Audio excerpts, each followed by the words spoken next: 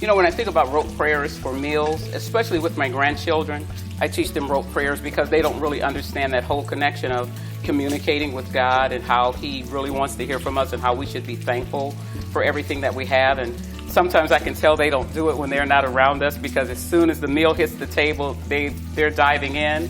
And the first thing out of their papa's mouth, usually, because he usually leads that with the children, he'll say, "Did you say your prayers? Did you say your blessings?"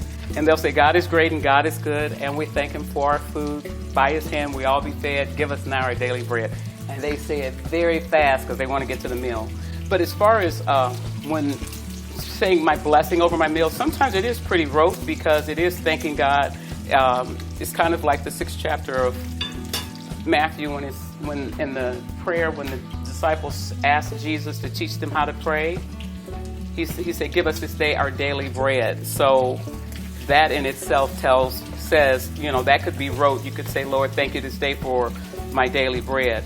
I have friends who are of the Catholic faith, and they have a prayer that along the lines of bless you, Lord, for this bounty, or something along those lines. And when we're often out, I ask them to pray, and they give the signs of the cross. So I think whether it's a rote prayer or a prayer just off the top of your head, just being thankful, I don't think it matters. I think it just shows gratitude for what God provides for us.